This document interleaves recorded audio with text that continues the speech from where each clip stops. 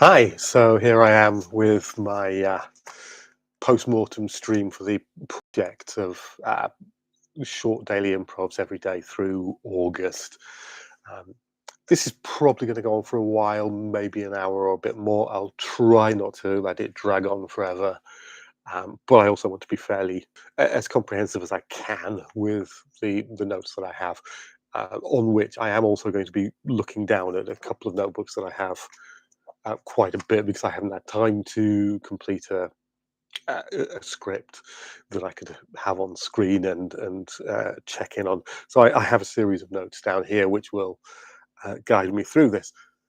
So the starting point is really where the idea came from, why I decided to do this project of 31 short vocal improvisations, and what what the thinking was. And really, the basic idea behind it was uh, just a whim. I was walking around, I was thinking about improvisation and my practice, and thought, yeah, why don't I do a long durational project? I've done similar things in the past. More than a decade ago, I've done a couple of things making art around, in one case, around the folk song Tamlin, and in another case, just about creating uh, a visual piece, a sound piece, a photograph, and I think a text piece every day throughout February. That would be in 2013. So this is something that I've done before. It's something that I've enjoyed previously, but then behind just the whim and just revisiting something that I've done previously, there was the sense that I've been improvising uh, on a weekly basis, in a much more unstructured form for about four and a quarter years. And it's good to shake that up. You can feel like you're getting into a bit of a rut, and it's interesting sometimes to break apart the normal way that you do things. This is something I've done throughout my life. When I started out as a writer, long before I started making vocal improvisations, I would mess with the way that worked by writing on different materials, aligning materials differently, putting things up on the wall and writing on them. Um, I might see if I can remember and come back to talking more about that and about how my improvisation practice came about later on. If I forget, then I'll forget, but I'll try and remember that. Um, but also the idea of a durational project, and particularly doing something every day, was um, it was an opportunity to rehearse and to perform much more frequently.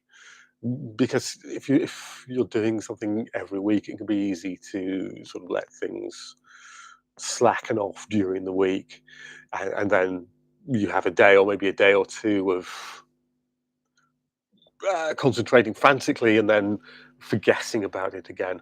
Whereas if it's daily, I was, rehearsing throughout the day, practicing, thinking about sounds, thinking about where that particular day's piece might go, and I would be practicing very solidly, generally for at least 10 minutes, sometimes more, up to about half an hour before I went live every day. Um, just to start to get into a flow, to reject some of the first ideas and be ready to start. And I feel also that doing something with that kind of frequency over that duration, it helps to build confidence and fluency, and also something which has been important to me for probably over a decade, because it was something that I found was lacking at a certain point, is it helps to consolidate learning. At one point, I was making quite a lot of work but a lot of the sounds, a lot of the ideas were not sticking in my head. So I could make a piece, and then I would come back to it much later, and I would have no idea how I'd done it. Um, and it was like I was just constantly losing things. And this, I think, has helped consolidate and fix um, some ideas. So, having had this really stupid idea, um, the next thing was to plan it a bit more solidly. So, the first thing was to decide on a format. Now, I'd already pretty much decided that it was going to be durational. It was going to be over the course of a month, um, and so I thought about when would this be. So there were some obvious thoughts. One would be to do it in the 30 or 31 days leading up to my birthday or leading out of my birthday, but that really wouldn't have any significance to anyone except me. So that was uninteresting, and I rejected that. Um, then there were more obvious milestones coming up. I could do the 31 days through December up to New Year, or the 31 days leading out of New Year through January, and these are also sort of times of change in terms of the weather and the seasons. They're kind of interesting periods, and there are things happening. There's certainly quite a lot of things happening throughout December, but they were too far away. I'm quite impatient. Once I have an idea, I want to execute it as soon as I can. So I thought about, well, I think I had the idea in July, and I was like, well, I could do it in September. Again, September is a busy time. There's lots of interesting things happening, but that was really too far away from me. So I thought, well, I won't start it immediately. I'll wait a few days, and I'll do it through August. Um, Now, probably I should have waited. I will come to that when I get to the conclusion, and I talk about things that I might do differently in future. So, having decided, okay, I'm going to do this throughout August, I then needed to think about the improvisations themselves, and I thought, for various reasons, that short improvisations would be best. I could have done my sort of more normal, longer, much more free form improvisations, anywhere between 6, 7 minutes and 15 minutes. I felt that would probably get tiring over the month. I felt the improvisations wouldn't be as interesting, and there are some quite compelling challenges when you do shorter improvisations. I've done improvisations of a minute, of 2 minutes, of 3 minutes in the past. Um, Specifically, the challenges are that you need to concentrate, and particularly in order to create a piece that feels coherent, that feels like it has at least the illusion of a structure, that it has a start, that it progresses, and that things either tie up or it goes back to the beginning once you get to the end. 1 minute really felt too short. 3 minutes felt like I was giving myself a little too much leeway. It allows quite a lot of space to get started and to play with ideas. 2 minutes seemed like the best length. There's not really much time to start and develop ideas. You have to be quite sharp and move on quickly, but uh, it's not as challenging as doing just 1 minute. And I also felt that doing 1 minute every day would be really shortchanging people quite a bit. So, having decided, okay, it's going to be a month long, it's going to be August every day, it's going to be 2 minutes. I didn't want to just free form the improvisations. I wanted to have something to work from.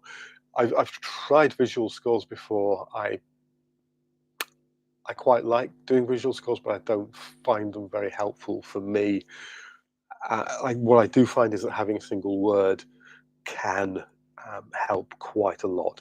So I came up with a series of 31 words, or although in some cases it was a couple of words or a short phrase.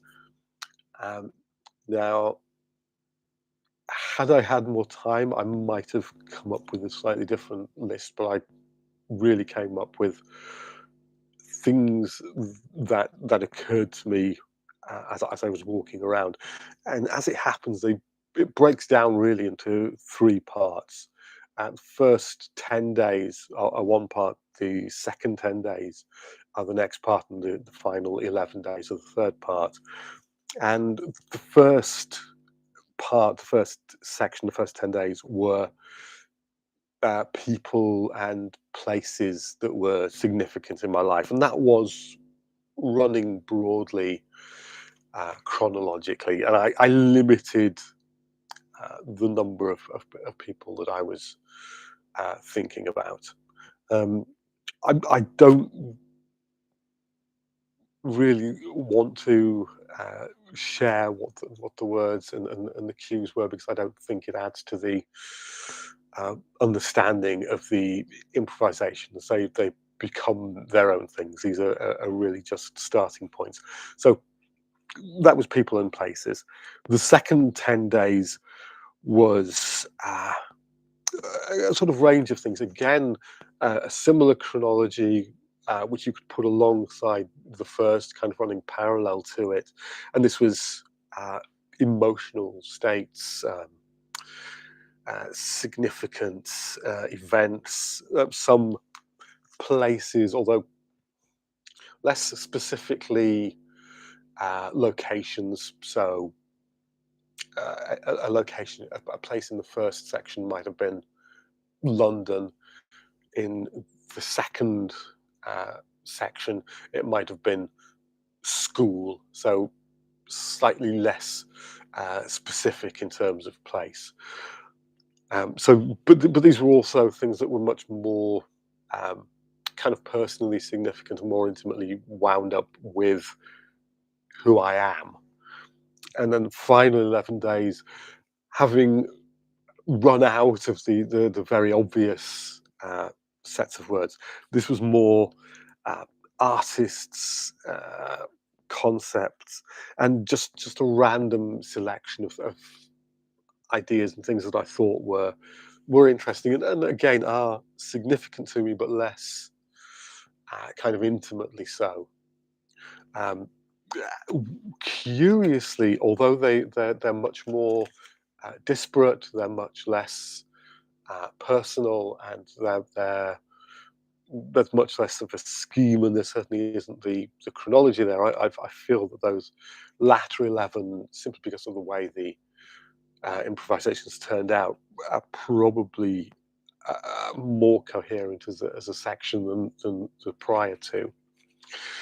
So I have my list of words, and so what came next really was uh, preparation. I've done the basic groundwork, and then there was preparation to actually carry out the improvisations. So um, doing short rehearsals, usually as I was walking about or as I was at home, doing chores and making dinner in the evening.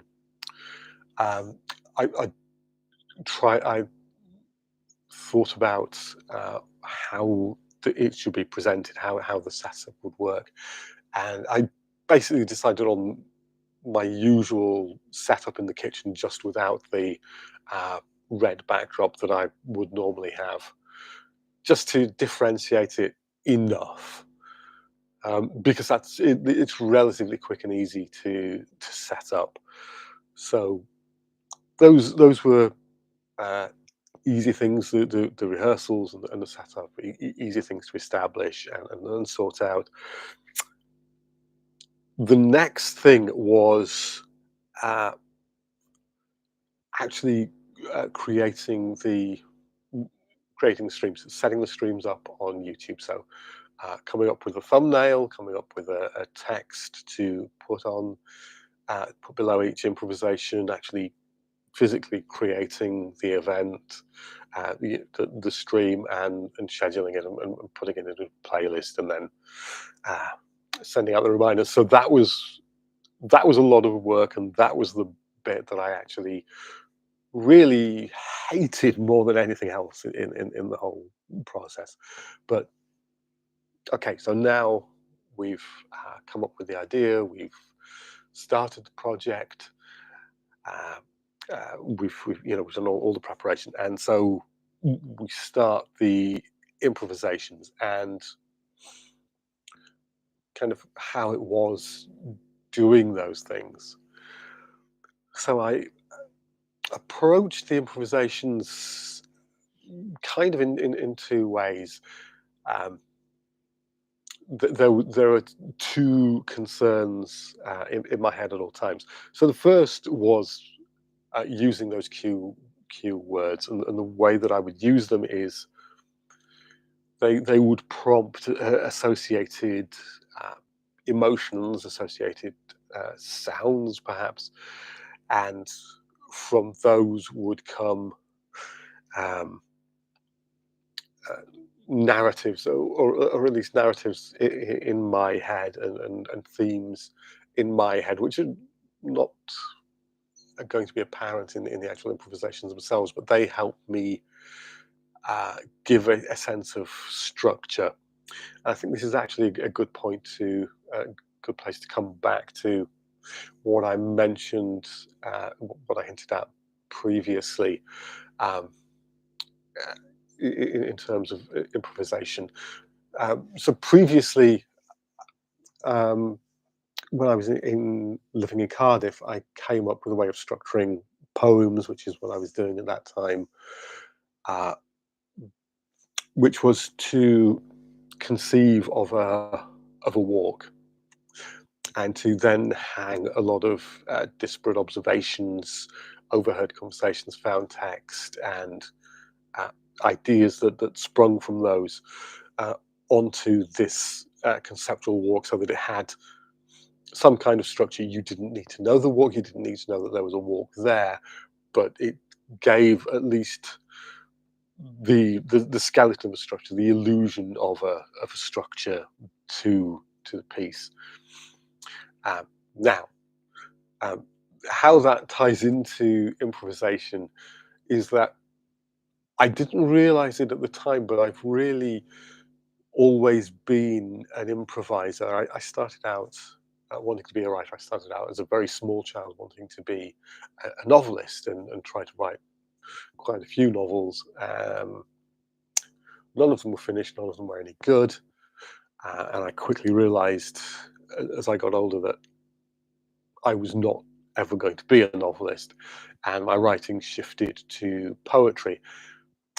Most of the writing that I would do would be capsule descriptions, and a lot of it would be composed as I was out on walks, or sometimes if I was just sitting around. But I'd be composing in my head. It didn't occur to me until a very long time later that I could take notebooks with me. So I would compose things in my head, which would work, which would be sound great. When I came to write them down, they didn't ever work as well. And the more I edited them, the more dead they became. And when I moved to Cardiff and I was using bits of scrap paper, and I was using tissues and the back of my arms to write down notes as I walked around, that gave some greater spontaneity to the poetry. The poetry worked at least a little better. But I still hadn't quite twigged that the reason things had worked previously and were absolutely flat on the page, and the reason things worked better when I was scribbling down notes and then accumulating them was that uh, they worked for their context. They worked um, better, and again, it was a similar thing for performance for reading things. Some things uh, are better suited to certain spaces, to certain times, to certain weather, lighting conditions, audiences, and that really is um, something that is very much a part of improvisation. That responsiveness and um,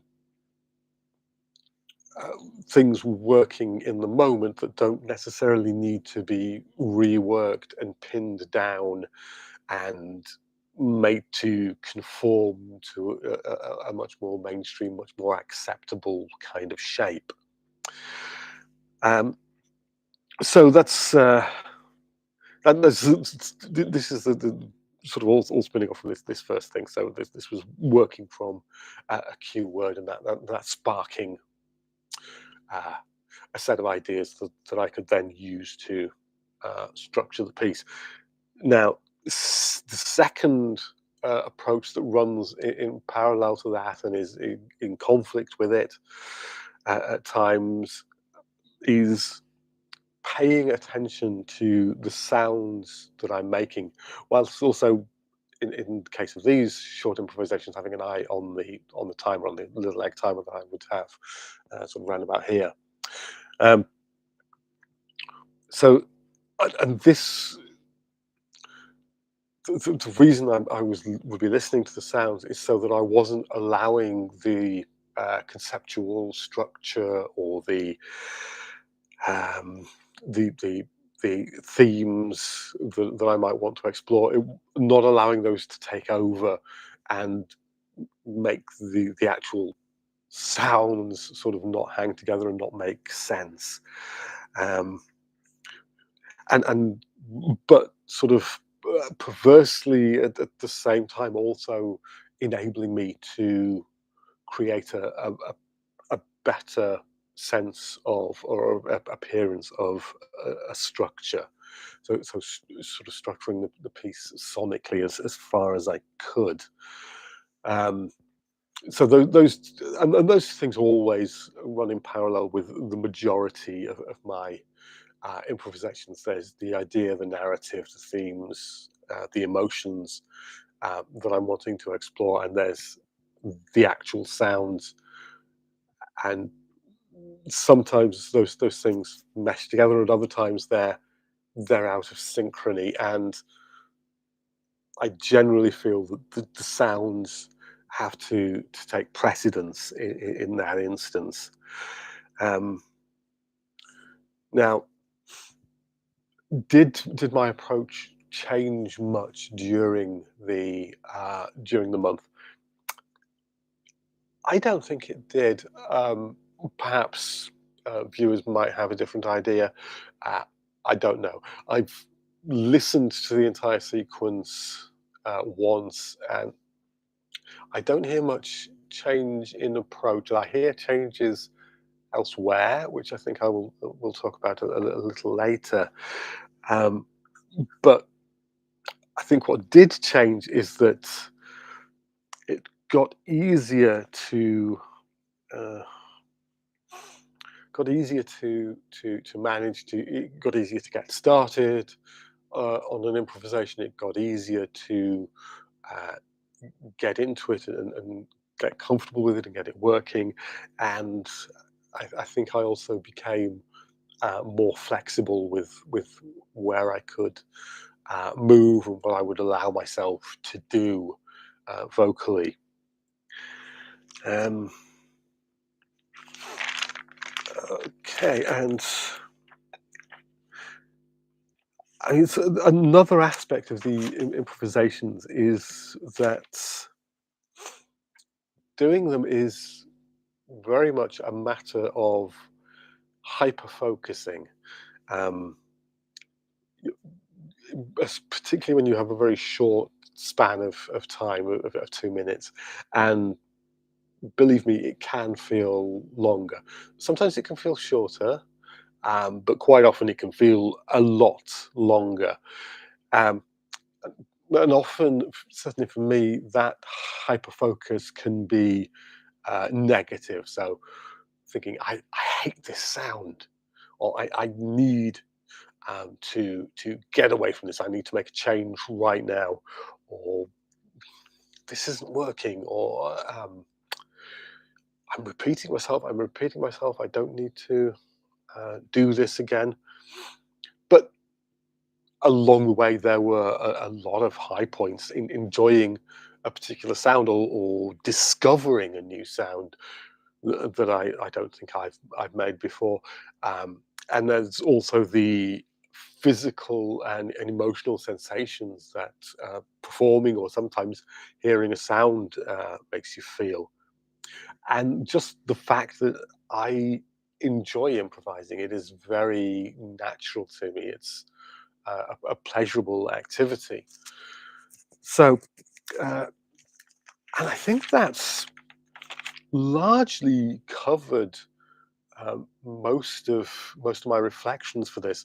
So I have quite a few conclusions. I've had uh, and I've had a question which I'll come to at the end. And if there are any other questions, do feel free to leave those in the chat. I think the chat is available.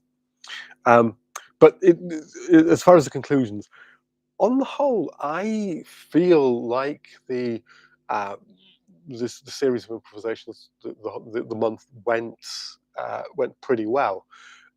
There were some low points. There's the usual things of doing an improv and thinking this is absolute shit. I hate this. Sometimes while you're doing it, sometimes afterwards. Sometimes that changes. Sometimes you might like a piece, and then you listen to it a day or so after, and you're like, what the fuck was that?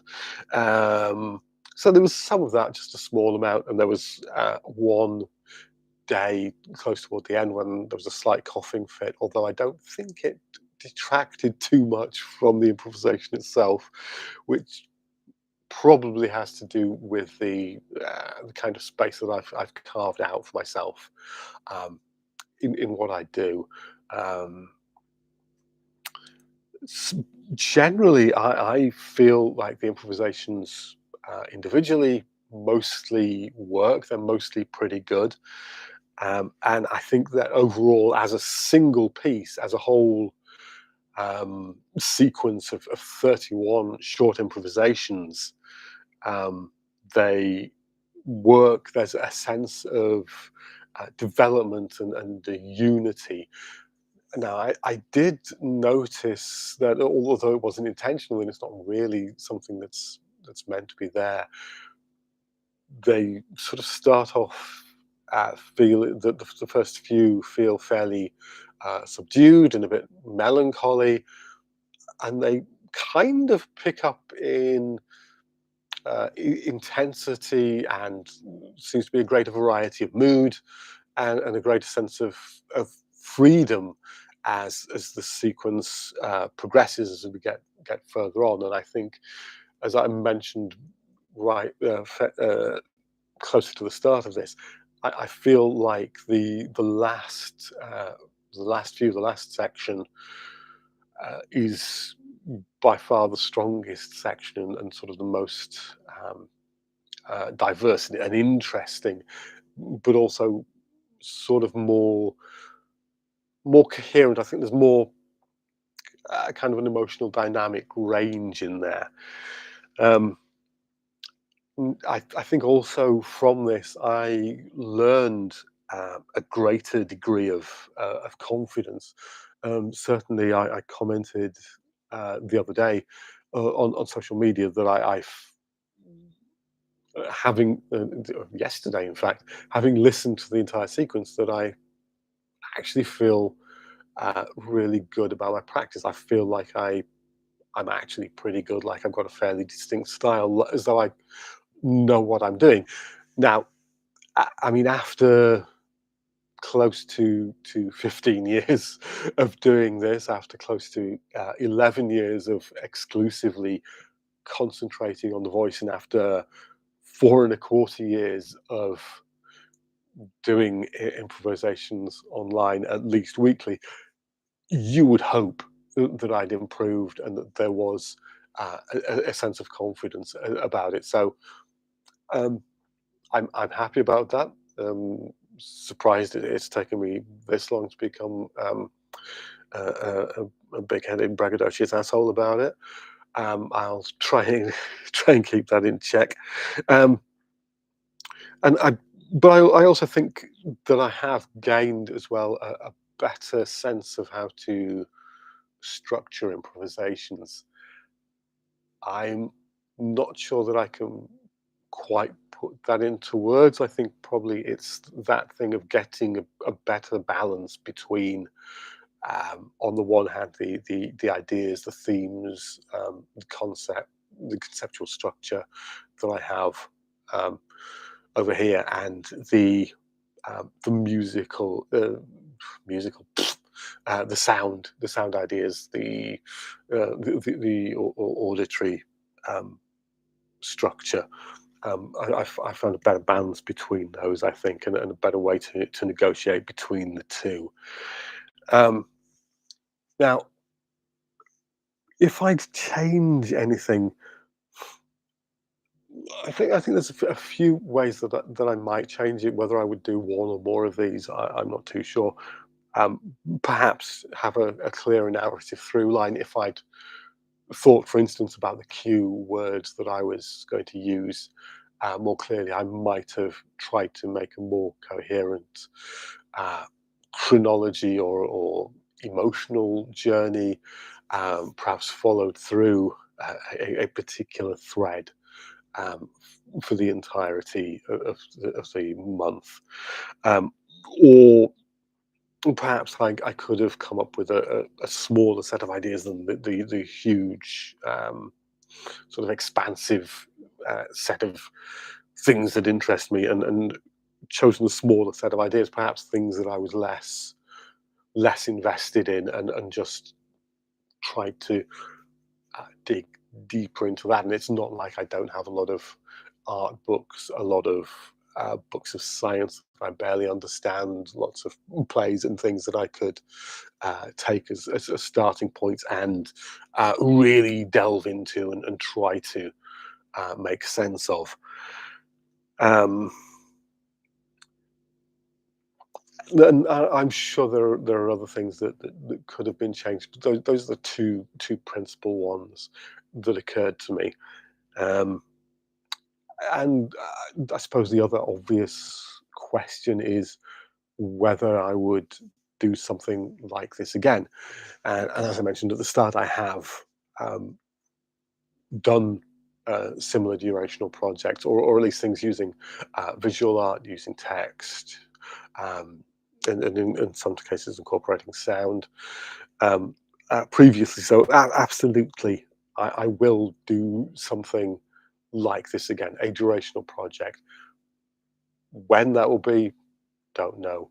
How long it will be, I don't know. A month seems to be a good time. That's something that I've done before. Um,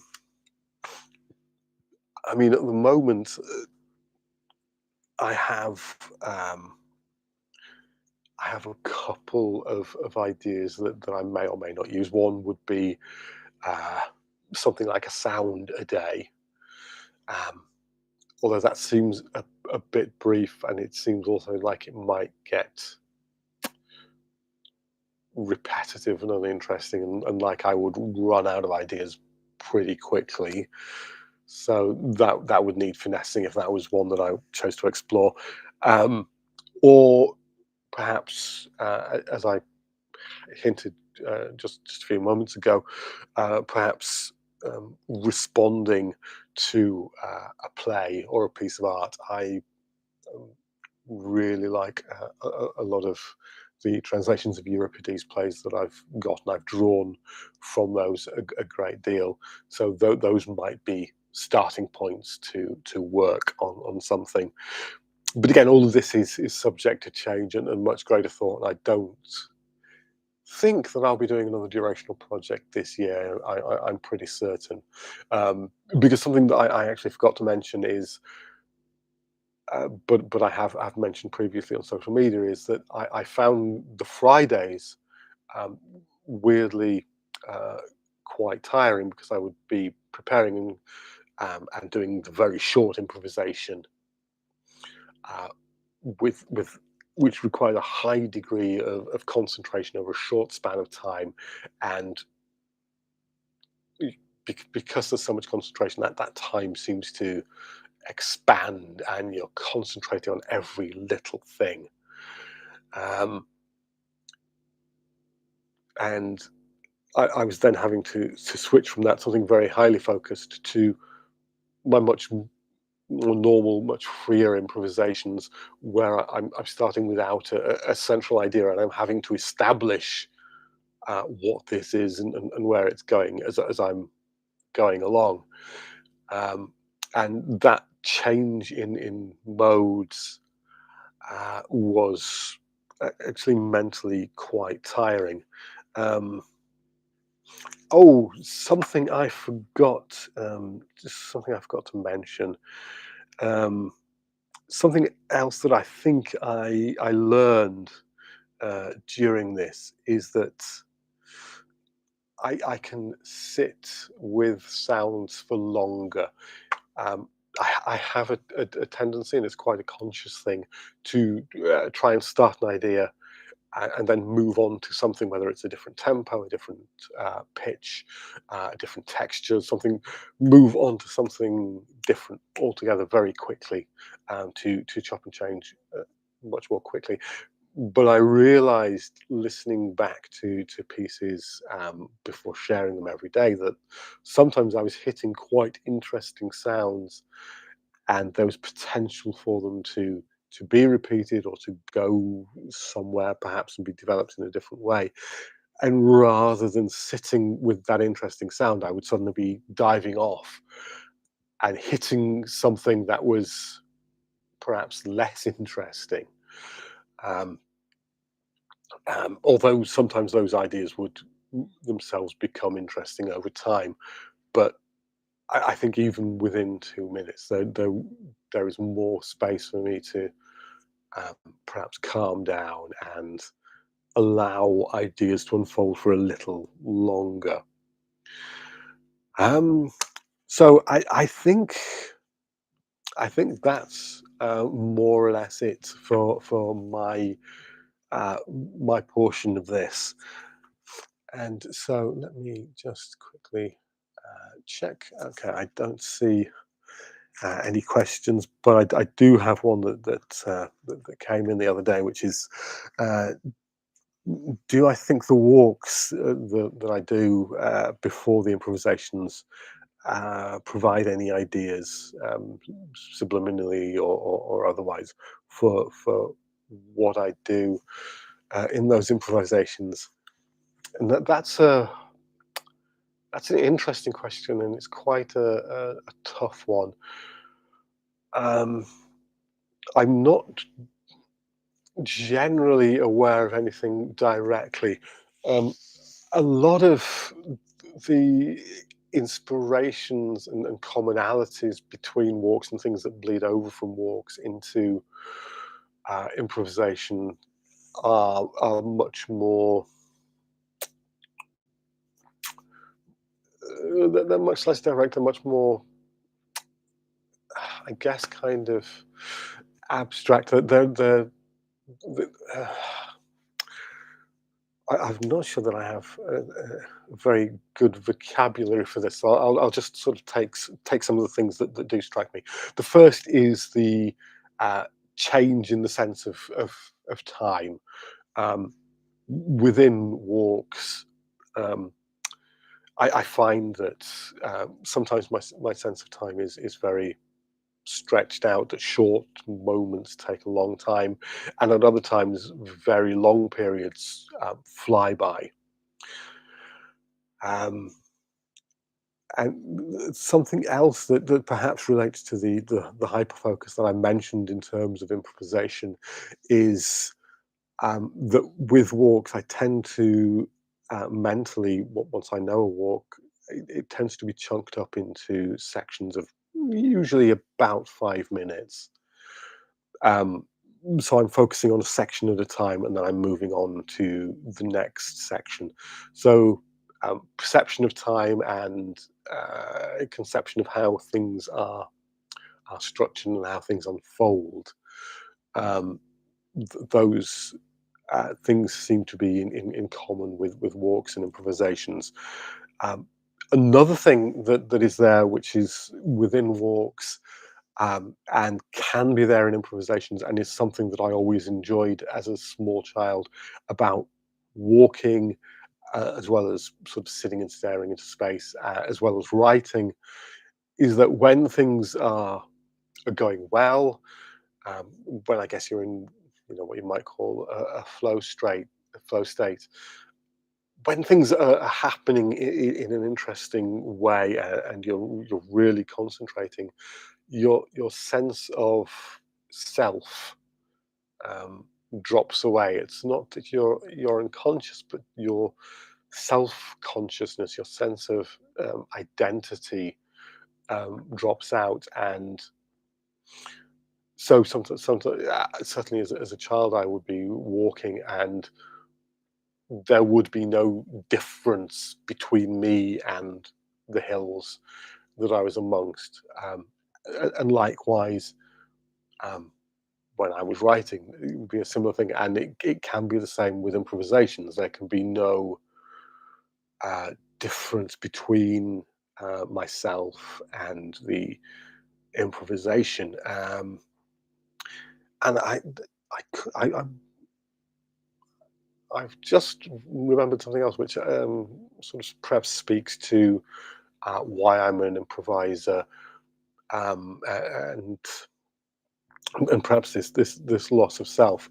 At a period when I had depression several years ago, and I was having a bad reaction to my medication, I had what at the time was quite a frightening experience. Although now it's both quite funny and also quite illuminating about the way that I create art, which was um, I I was outside. I was walking to work, um, but I was avoiding going to work because whilst being outside felt quite unsafe and quite dangerous, at that moment it felt like going inside was potentially fatal.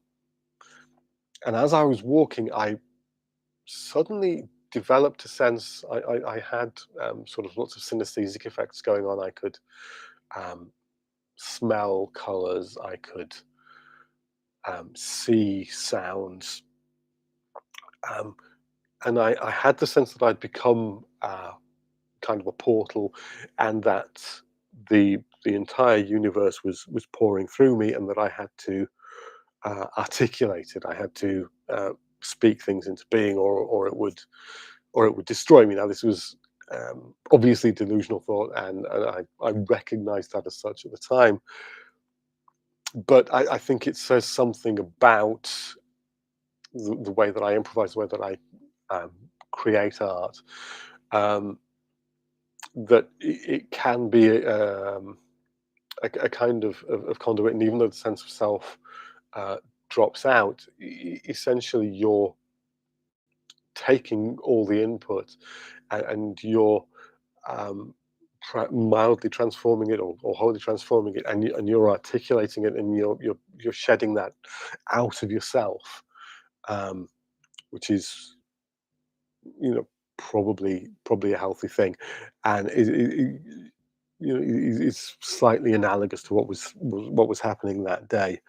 Um, so um, this is none of this is particularly directly answering the question yet, which as a reminder is. when I do the walks that I take before the improvs, provide ideas even subliminally for what I do. Um, so yes, there's the weird effects of the sense of time, stretching, shrinking, being chunked up. There's at times also the loss of self. These things are in common. Um, Sometimes there are sounds that influence me. One of the kind of things that fascinates me, and that I have spent a lot of time concentrating on, but and which I know I can't reproduce, are sounds where there's a complexity, where there's a lot of different sounds happening at the same time, even though they sound quite simple, quite monotone, perhaps quite drab. So the sound of wind through the trees, or the sound of waves on a beach, or the sound of traffic, which at a distance is mostly the sound of tires on a road. And because there's a lot of very tiny sounds happening, those are extremely difficult. I would say probably impossible to accurately reproduce with a single voice. Um, but there is that sense sometimes of trying to reproduce sounds that I've heard, or at least create sometimes less sounds, and sometimes more emotional effects of things, whether that's sort of trying to directly evoke an emotional effect through the voice, or perhaps just to induce an emotion in the audience by doing something, by doing a sudden loudness. Um, there are there are moments of this is really really stretching it. There are moments of quiet on walks, and I do like to have moments of silence within improvisations that I do, because I think silence is an important active ingredient of sound work and of improvisations. And I get very tired of even extremely good improvisations that simply sort of build up and then come down, and then build up again and then come down, and don't sort of stop regularly and leave a lot of space. I think space and silence is a great thing. Um, and occasionally there are direct sounds that will influence me. I've done this. I've mimicked the sound of wood pigeons. I've One of the sounds that I make quite a lot was borrowed from uh, the soundtrack of a TV series. Um, I've I've observed how sounds are sometimes not quite what we think they are. I've noticed, for instance, that sometimes pigeons under bridges, the sound that they make is not so much the normal cooing, or it can be much more of a kind of mooing sound, particularly under a bridge where there's more resonance, and it can really really genuinely sound like mooing. So I am always alert to sounds and to interesting sounds. Um, I think more so mechanical, non-natural, human-made sounds, um, creaks, squeals, screeches, that sort of thing. Um, so there's yeah, I guess there is sort of quite a lot from walks, but it's mostly not terrifically direct. But the two things do definitely um, interpenetrate each other. There is there are commonalities both in sort of how I feel at any given time, what I'm doing, how I'm approaching it, how I'm thinking about it, as well as some sounds that are picked up, and I will also um, improvise to myself while I'm walking around.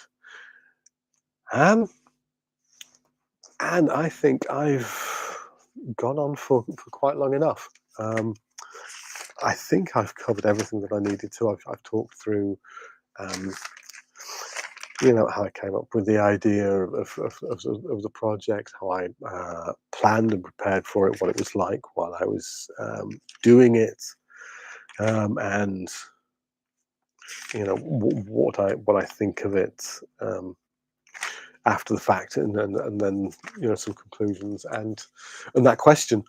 So for everyone who's been along for the ride, either listening live to the improvisations and to this, or catching up later.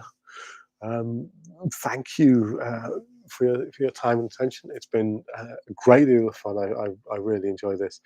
I will be back with my normal weekly improvisation tomorrow at 9:30, and there will, at some point, probably next year, be another durational project of some kind. I don't know when. I don't know what it'll be. But there will be something.